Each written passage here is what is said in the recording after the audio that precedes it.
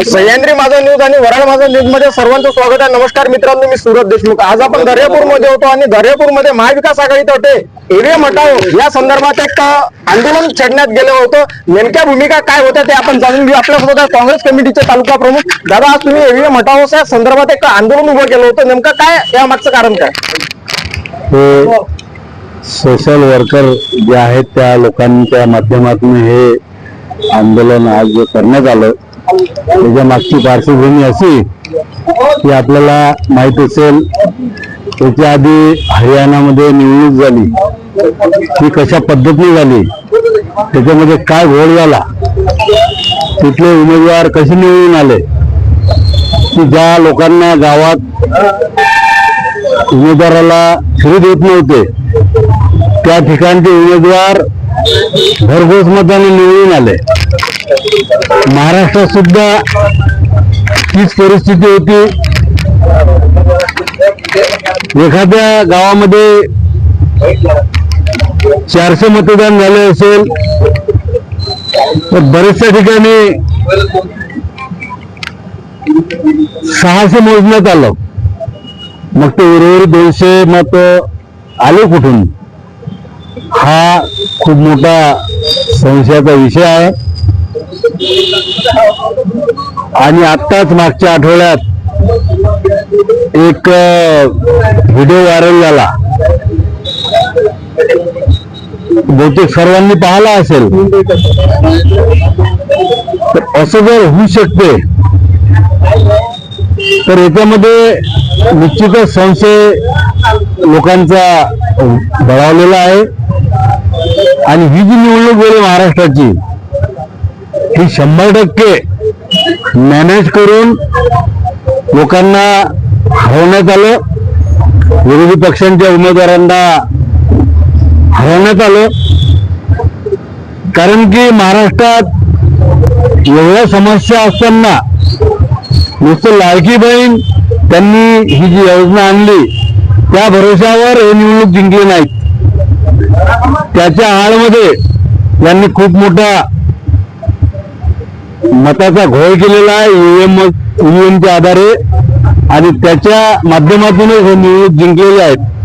म्हणून आमची अशी मागणी आहे, सर्व जनतेची मागणी आहे, मतदारांची मागणी आहे की याच्यानंतर ज्या काही निवडणुका होतील त्या बॅलेट पेपरवर घेण्यात याव्या.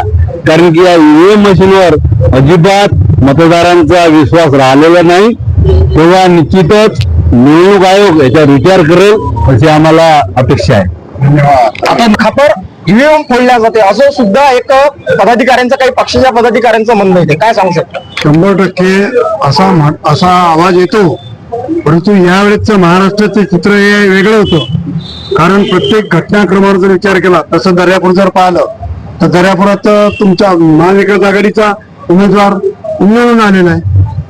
आपल्या दर्यापूर तालुक्याचं सोडलं तर अमरावती जिल्ह्याचं घ्या, रती महारथी की ज्यांचं वलय हे आज नाही, कोणी 5 वर्ष कोणी 7 वर्ष असलेले उमेदवार हे जाऊ द्या.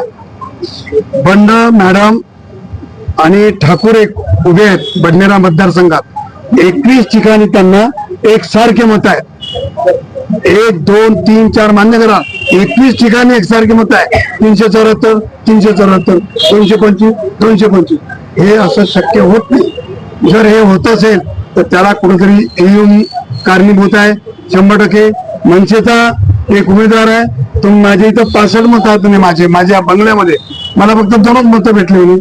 त्यानं जाहीर केलं की माझ्या बायकोचं माझंच मत आहे का म्हणे, माझी आई आहे, वडील आहे, भाऊसाहेब भाऊ आहे, त्या सर्वांची मतं गेले कुठं, हा विषय. आणि जिथं ज्या ठिकाणी प्रमाण आलं त्या ठिकाणी जर प्रामुख्यानं विजय हा आला, हे घोषित झाले की नाही याचा अर्थच मशीनमध्ये प्रॉब्लेम आहे. आणि आमचे नेते जे प्रकाश भाऊ पोरे आहेत, शेतकरी नेते, त्यांनी घोषित केलं की आज यांनीच नाही, डॉक्टर आपलं ऍडव्होकेट प्रकाश आंबेडकरांनी घोषित केलं पुण्या महाराष्ट्रात, की जाहीर केलं किंवा स्वाक्षरी मोहीम जाहीर केली. हे प्रत्येकाच्या विरोध, पण पुढे कोणी येत नाही. याचं मागे सुधाकर पाटलांनी टॅक्सच्या विरोधी आंदोलन केलं होतं. दर्यापुरातून निघाले पण पांढरे कपडे होते.